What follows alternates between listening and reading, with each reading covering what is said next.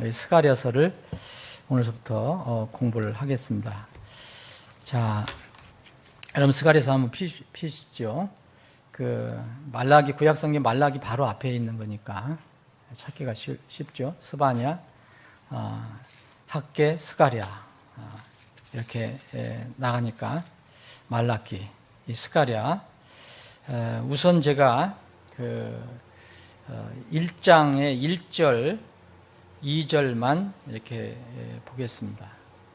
다음에 또 한번 읽겠습니다. 오늘은 스가랴서의 개관을 여러분들이 이제 오늘 언제 미리 읽으셨죠? 근데 안 읽으셨으면 오늘부터 읽으실 때 오늘 개관을 좀 공부하고 이렇게 읽어보시면 여러분들이 이제 공부하는 데 도움이 될 것입니다.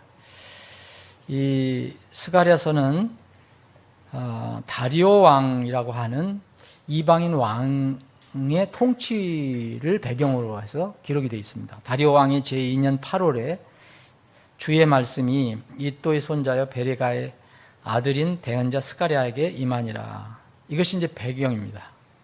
근데 왜 이렇게 이 말씀을 스가랴에게 대언으로 주셨느냐? 이르시되 주가 너희 조상들을 심히 기뻐하지 아니하였느냐. 이거부터 이제 사실 부정적인 말부터 이제 시작이 돼요. 자, 그러면 이 스가랴서를 한번 전체적으로 한번 살펴보면요.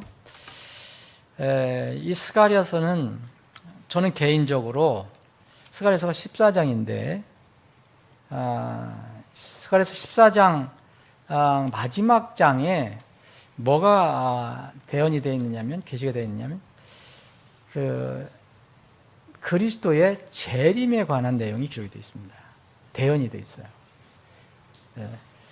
예수님 오시기 훨씬 전에 한 20년 전에 이미 예수님이 성육신 하시기 전에, 초림하시기 전에 500여 년 전에 이미 예수님의 초림이 아니고 재림에 관해서 기록이 되어 있어요. 그래서 스가랴서 14장 4절에 보면 이제 예수님의 발이 그날에 예루살렘의 그 동쪽 앞에 있는 감람산, 우리는 지금 여기 흠정역으로는 올리브산이라고 되어 있어요. 옛날에 역시 익숙한 용어로는 감람산에 예수님의 발이 선다고 그랬어요. 발이 설 때 이 재림의 어떤 모습인데 큰 지진이 나고 땅이 갈라지고 그 지형이 바뀌는 그런, 어쨌든 재림주 그리스도가 지상으로 오셔서 지금 이스라엘 땅 예루살렘 옆에 있는 그 감람산에 임하신다는 그런 내용이 놀라운 계시가 되어 있어요. 그래서 이 스가랴서는 미래에 일어날 종말에 관해서, 예수 그리스도의 재림에 관해서 연구를 할 때 이게 빠져서는 안 돼요. 14장이지만 성경은 길지는 않지만 14장이지만 스가랴서는 반드시 연결이 되어야 합니다. 요한계시록만을 가지고 공부해서는 치우치게 공부가 될 수도 있어요.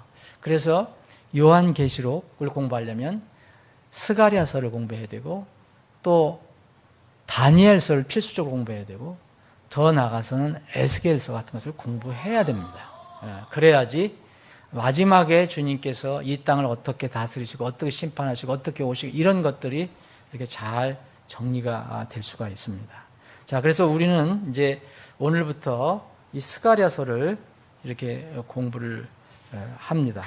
자, 여기 기록자 이제 1절에는 지금 읽은 내용에 보면 기록자, 이 스가랴서를 기록한, 하나님께서 스가랴서를 기록하게 해서 선택하신 그 사람, 그 기록자에 관한 설명입니다. 이또의 손자라고 했고요. 또 베레가의 아들이라고 이제 이야기합니다. 스가랴. 영어로는 제카라이어라고 합니다. 그런데 이 스가랴서, 제카라이어라는 뜻은 뭐냐면, 우리나라 이름도 그렇지만, 부모님이 자녀를 이렇게 이름을 지어줄 때 다 자녀에 대한 소망을 아니면 상징 아니면 그 가문의 뭐를 나타내기 위해서 이름에 의미를 부여하는 경우가 많습니다. 요새는 뭐 그런 경우 많이 없지만 이 이스라엘 사람들도 마찬가지고요. 그래서 이스라엘 사람의 그 이름이 모두 그런 건 아니지만 이스라엘 사람들의 그 유대 이름을 보면 그 이름에 들어있는 의미를 파악할 수가 있습니다.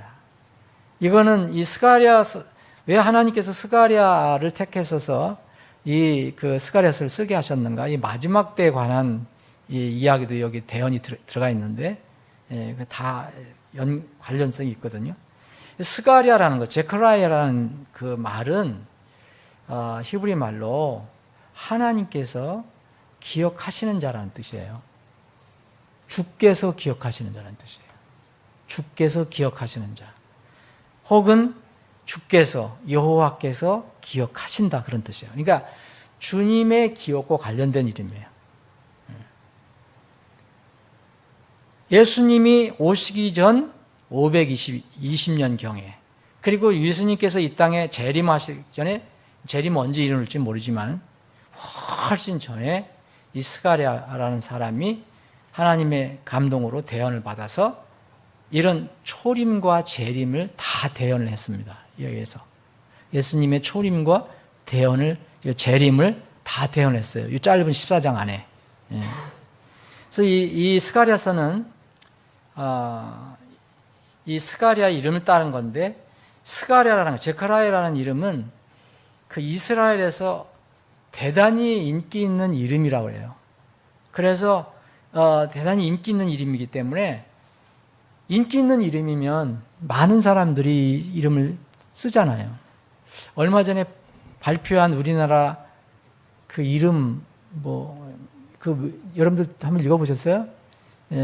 이름이 많은 사람들이, 자녀들이 이름을 지을 때 딸 이름, 아들 이름을 지었는데 그 시대마다 틀려요. 60년대 했더니 영자, 춘자 이렇게 나가다가 요새는 준서, 이상한 아니에요. 하여튼 완전히 바뀌어요. 이런 이름이. 요새는 준자가 많이 들어가는 그런 이름으로 바뀌거든요. 근데 이때 이스라엘에서는 이 스가랴라는 이름이 대단히 인기 있었기 때문에 많은 사람들이 이름을 썼어요. 그래서 어떤 성경학자가 성경에서 이 스가랴라는 이름의 이 이름을 찾아봤더니 약 29명이 나온다고 그랬어요. 저는 안 찾아봤습니다. 그런 시간도 없고요. 29명이라면 상당히 많이 나온 거예요. 한 30여 명이 나와요, 스가랴. 그럼 이게 누가 똑같은 사람인지 아니면 완전히 다른 사람인지 그것도 헷갈리고. 하여튼 스가랴라는 이름은 그렇게 많이 썼습니다. 그만큼 이름이 있어요. 이게 뭐냐? 내 아들은, 내 딸은, 딸에게는 스가랴라는 이름은 아직겠지만, 내 아들은 아버지가 생각할 때 하나님께서 꼭 기억하시는 자가 됐으면 좋겠다. 그런 소망이 들어있었겠죠. 자, 이 스가랴서는 바벨론에서 이스라엘 백성이 70년 포로 생활을 했잖아요. 포로 생활하고 끝내고, 그 포로 생활이 끝나고 이제 유대인들이 다시 옛 그 본토로, 팔레스타인 땅으로 다시 돌아오게 되는데, 이때 돌아올 때 이미 거기서 70년이 지났기 때문에 거기서 이 정착을 하고 거기서 또 자손을 낳고 그렇게 했거든요. 이스라엘 백성들이. 그런데 그 70년 지나서 이제 고레스 왕을 통해서 이제 그 칙령이 내려져서 이제 너희들 돌아가도 좋다. 가서 성전을 재건해도 좋다. 그래서 이스라엘 백성들이 이제 자유를 허락하게 되거든요. 근데 이때 이스라엘 사람들이 오게 돼요. 오게 되는데 많은 사람들은 안 와요. 근데 일부 소수가 하나님 명령을 따라서 이제 예루살렘으로 돌아온다. 그 중에 여기에 이 이또라는 사람이 할아버지고 베레가는 이제 아버지입니다. 그 아들 이제 스가랴서가 이제 아버지 조부의 손에 이끌려서 이제 이 예루살렘으로 돌아오게 되죠. 근데 이때 유대인들의 그 지도자는 대제사장 예수아가 있었고요. 그리고 총독, 정치적인 총독은 스룹바벨이 있었어요. 이런 사람들의 인도하에 이스라엘 백성들이 이제 본토로 돌아오게 됩니다. 소수의 이스라엘 사람들이. 그게 이제 배경이에요. 그래서 이게 지금 이제 여기 학개, 스가랴, 말라기 이렇게 마지막에 이 성경 39권 중에서 37번째, 38번째, 39번째 이게 학개, 스가랴, 말라기 이 세 대언자가 뒤에 연달아서 나오는데 이건 기억하시기에 좋은 건 뭐냐면 예루살렘이 망하고 유대인들이 이 바벨론의 포로로 끌려갔을 때 바로 오기를 원했지만 70년이 걸렸거든요. 근데 이미 이것은 예레미야가 대언을 했던 거예요. 70년이 걸릴 것이다. 그래서 70년이 끝났을 때 이제 하나님께서 예레미야에게 이미 대언해 주신 것을 상기시켜 주시고 그래서 고레스 왕을 움직이시죠. 움직이셔서 그날 70년이 되는 해에 이스라엘을 다시 돌아가게 칙령을 내려요. 그래서 이때 이제 포로 생활이 끝나고 난 뒤에 대언 사역을 한 사람들이 있어요. 그 사람들이 그래서 포로 이후에 대언자라고 그래요. 포로 시대가 끝난 이후의 대언자. 이 사람들이 바로 학개, 스가랴, 말라기입니다. 학개, 스가랴, 말라기. 이 세 사람이 바로 포로 이후의 옛 용어로는 선지자. 지금 이제 대언자. 그래서 이 세 사람이 연결이 되어 있다는 것을 여러분들이 이해를 하시면 좋겠습니다. 그래서 대언자 학개도 몇 개월 차이로 그 사역을 같이 해요. 학개는 나이가 좀 들고, 그리고 총독 스룹바벨, 제사장 여호사, 이게 다 같은 동시대 인물이에요. 동시대 인물인데 이 스가랴는 그 중에서 이게 제일 나이가 어렸던 사람. 왜냐하면 이 스가랴서 2장 4절에 보면 이 스가랴를 청년으로 표현을 해요. 청년, this young man 이렇게 표현을 하거든요. 그래서 청년이라는 것을 알 수가 있습니다. 자, 그러면 이제 우리가 이제 이 구절구절을 잘 살펴보기 전에 전반적으로 우리가 스가랴를 이렇게 공부하다 보니까 또 이런 질문이 있어요. 스가랴라는 이름이 많이 나오거든요. 그리고 예수님께서도 스가랴라는 이름을 언급했어요. 그래서 이 스가랴라는 사람이 아까 말씀드린 대로 29명이나 되는데 조사하면 더 많을 수도 있고 적을 수도 있겠지만 이 사람들 중에서 과연 어떤 사람, 어디에서 나온 스가랴와 여기에서 나오는 스가랴가 동일인이냐 아니냐 이런 토론도 있어요. 그래서 주님께서 언급하신 스가랴가 나오거든요. 이 스가랴는 순교자로서 나옵니다. 스가랴는 예수님께서 이스라엘 백성 유대인들을 책망하시면서 그들이 이제 하나님의 대언자들을 많이 죽였다. 그런데 그 대언자들의 그 리스트가 사실 아벨에서부터 시작됐다. 아벨에서 시작돼갖고 스가랴까지 이런 말씀을 하시거든요. 근데 여기에 나와 있는 스가랴가 여기에 있는 예수님께서 말씀한 스가랴가 이 스가랴서의 스가랴와 어떤 관계가 있는가? 자, 마태복음 23장 한번 보세요.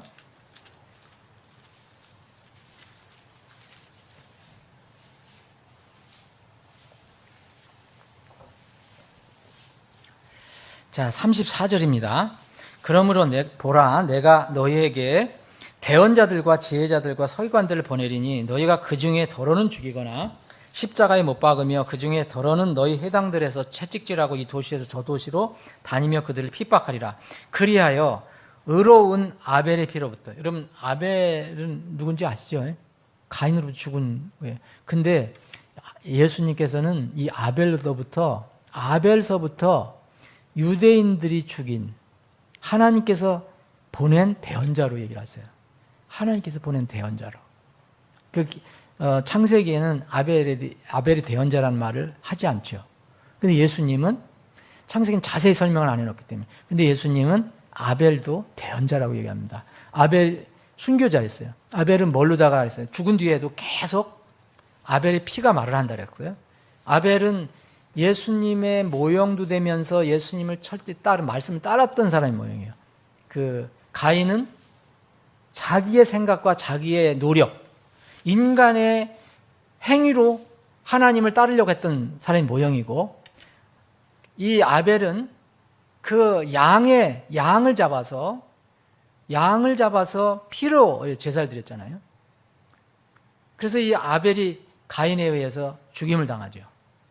그래서 그 아벨도 이 순교한 대언자로 봅니다. 아벨의 피로부터 성전과 제단 사이에서 너희가 죽인 바라기아의 아들 사가랴의 피까지 땅 위에서 흘린 의로운 피가 다 너희에게로 돌아가리라. 그런데 이 예수님께서 의로운 아벨, 창세기서부터 지금 사가랴까지, 예? 순교가 된 대언자로 얘기하는데, 이 사가랴는 어디에 나오느냐? 그 역대기에 나오거든요. 그럼 예수님께서 왜 우리는 역대기는 한참 앞에 있는데, 지금 구약 성경은 이게 지금 말라기가 끝이잖아요. 그런데 왜 이렇게 하셨을까? 이스라엘 그 유대인들이 가지고 있던 성경은 다 한 권 한 권 좀 나눠져 있었잖아요. 이 이스라엘이 가지고 있던 성경은 나중에 모을 때 역대기가 제일 마지막에 있어요. 배치가. 이스라엘이 가지고 있던. 히브리 성경은 역대기 상하가 그때는 하나로 되어 있었는데 이것이 제일 마지막에 배치가 됐어요. 그래서 예수님은 이것을 그대로 이렇게 인용하신 거죠. 이제 이게 역대기 하 24장에 보면 성전 뜰에서 이스라엘 백성에 의해서 돌로 맞아 죽은 사가랴 이야기가 나와요. 그래서 예수님께서 여기서 얘기하신 이 사가랴가 과연 여기에 있는 우리가 공부하는 지금 스가랴서의 필자인 스가랴냐, 이거에 대해서 이제 학자들의 이렇게 서로 의견이 일치하지는 않습니다. 그런데 이제 여러 가지 정황을 보면 이게 동일인이다라고 이렇게 생각하는 학자들이 많습니다. 그런데 역대하 24장 21절에 보면 여호야다의 아들 그래요. 여기는 이 스가랴는 베레기야의 아들 그렇게 하고요. 그러면 그 여호야다의 아들과 베레기야의 아들이 우리가 보기엔 다르잖아요. 다른데 그래서 이제 그 학자들이 여호야다와 그 여기서 나온 베레기야가 같은 사람이냐, 동명이인이냐, 아니면 다른 사람이냐, 여러 가지 예가 나오는데 이스라엘에는 이름도 같은 사람이 많지만 또 언젠가 한번 공부해 본 적 있어요. 성경이 난제 때 우리가 공부했어요. 이스라엘에는 뭐 이스라엘뿐만 아니라 다른 지역도 그렇고 우리나라도 그렇고요. 근데 특히 이스라엘은 그런 경우가 많아요. 한 사람이 두 가지 이상의 이름을 가지고 있는 경우가 참 많이 있어서요. 이게 신약에도 나와 있고요. 예를 들면 시몬 베드로는 뭐라고 또 불렸습니까? 예수님이 게바라고 불러주세요. 게바. 또 마태는요. 성경에서 우리는 마태로 알고 있지만 원래 이름은 레위예요. 세리 레위예요. 레위와 마태가 다른 게 완전히 이름이 다르지만 다른 사람이 아니에요. 동일인이에요. 그리고 예수님의 12제자 중에서 이 다데오라는 사람이 나오는데 이거는 렙배오하고 똑같은 사람이에요. 어디는 렙배오를 쓰고 어디는 다데오를 써요. 왜 그렇게 썼는지 우리는 정확히는 다 몰라요. 그런데 동일한 인물이에요. 뭐 이런 것을 보면 어떤 학자는 여호야다의 또 다른 이름이 베레가다. 만약 그렇지 않다면 여호야다의 아들 그 스가랴가 여기서 죽잖아요. 그 역대하 24장에 보면 순교를 당하잖아요. 성전 뜰에서.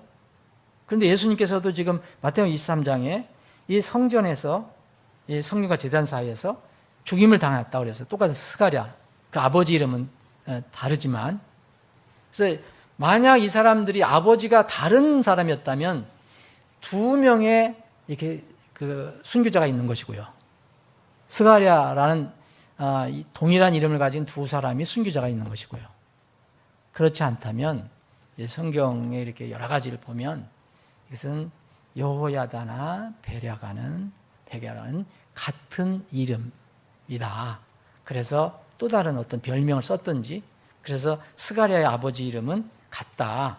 그래서 이 예수님께서 말씀하신 마태복음 23장, 역대하 24장에 있는 이 순교한 성전 뜰에서 제단과 성전 사이에 죽은 이 스가랴는 동일인 인물로 이야기를 할 수가 있습니다.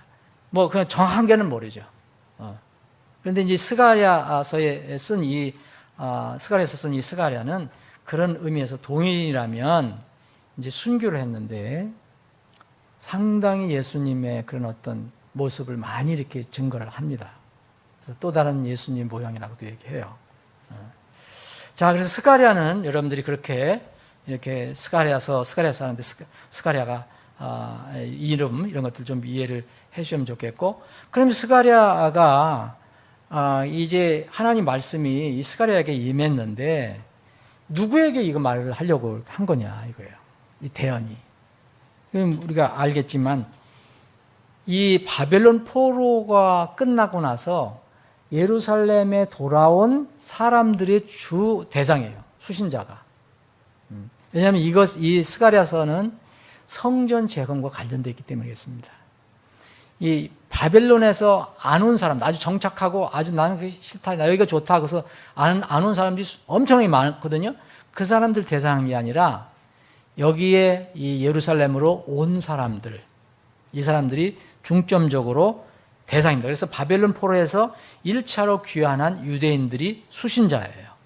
근데 여러분들이 많이 아시겠지만 이제 그 에스라, 느헤미야, 에스더 여러분 앞에서 읽어보시면 이게 대부분 뭐예요? 이스라엘 백성이 포로 후에 성전이나 성벽을 재건하는 그 일에 관련된 그 성경이에요. 에스라, 느헤미야 같은 거. 그러면 여기 스가랴도 마찬가지고 말라기도 그렇고 학개도 그렇고 바로 동시대 사람들이기 때문에 포로 이후에 온 사람들이 포로 시대가 끝나고 70년이 끝나고 나서 온 거예요. 그런 거 대부분 뭐에 관련되면 성전과 관련되어 있어요. 성전 재건과 관련되어 있어요. 성전 재건 다음에는 성벽 재건하는 거예요. 그래서 여기에 수신자는 1차 성벽 재건을 하라고, 성전 재건을 하라고, 예루살렘에 가서 너희들 무너진 성전을 다시 수축하라고, 이게 하나님 명령, 그 고레스 명령을 받고 아닥사다 왕의 명령을 받고 왔는데 이거 와보니까 어떻게 됐죠? 이 땅이 많은 반대자리 생겨갖고 제대로 추진을 못합니다. 근데 여기 느헤미잖아요. 느헤미야. 그런 배경이 있어요. 그래서 적들에 의해서 사마리아 사람들이 반대에 부딪혀서 기초만 놓고 성전 재건을 중단하고 있었어요. 그런 상황에서 이 말씀이 주어졌어요. 학개도 마찬가지예요. 학개 마찬가지예요. 학개 스가랴. 그러면 수신자가 그때 사람이에요. 그러면 여러분들과 저는 왜 공부를 해요? 우리하고 아무 상관이 없는데. 지금 성전 재건합니까? 우리가? 이 시대의 성전은 뭐죠? 이 시대의 성전은 건물이 아니에요. 여러분들이 구원받았다면 구원받은 사람들이 성전이에요. 그럼 왜 성전 재건에 관련된 거냐? 우리가 성전 재건하는 건 사람들을 살리는 거예요. 복음으로. 그게 성전 재건이에요. 우리와 반드시 연관이 있지.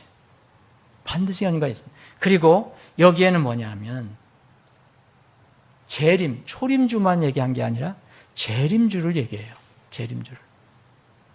그러므로 이 성경은 동시에 그때 당시 1차는 그 예루살렘으로 돌아온 그런 유대인들이었지만 동시에 우리도 적지 않게, 그들과 비해서 절대로 적지 않게 큰 포션으로 우리에게 이 성경이, 이 대언이 옵니다. 로마서 15장 4절에 있는 거죠. 무엇인지 전에 기록된 것은 우리의 배움을 위하여 기록됐습니다. 우리 로마 교회, 그때 당시 초세기 로마 교회를 비롯해서 지금 21세기에 성경을 읽는 교회들, 우리 성도들, 여러분들과 저를 위해서 이 성경은 기록됐어요. 그래서 단순히 역사로만 보지 마시고, 역사도 역사지만 여러분들과 저에게 적용해야 돼요. 그리고 우리 교회에 적용해야 돼요. 그래야지 이 성경이 정말 소중한 내 양식이 되고 여러분들과 저의 신앙을 더 이 말씀을 통해서 튼튼하게 해줄 수 있어요. 정말 나하고 떨어진 것이다. 그냥 나의 많은 지식만을 얻기 위한 공부라면 절대로 우리 믿음이 이걸 통해서 튼튼해지가 않아요. 다 나에 관련된 말이다. 1차 나에게 관련된 말이다. 그 말씀이 임했는데 너희 조상들 심히 기뻐하지 않다. 그래서 너희 조상들은 당연히 이스라엘 백성이에요. 그런데 우리에게도 똑같이 적용할 수 있습니다. 오늘은 이제 계속해서 이 시간이 좀 많이 지났는데 그 스가랴서를 조금 더 개관을 다음 주에 더 살펴보고 이제 1장을 공부하겠습니다.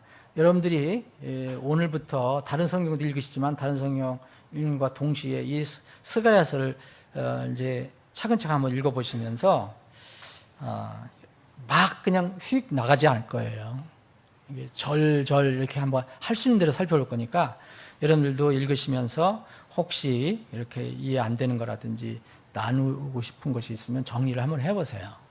그럼 우리가 공부하면서 나눌 수도 있고 마지막에 성경 공부가 다 끝나고 나서 이렇게 서로 교제를 할 수 있는 좋은 자료가 될 것입니다. 오늘은 이제 다음 주에 계속해서 개관을 좀 더 살펴보고요. 오늘 여기까지 하겠습니다.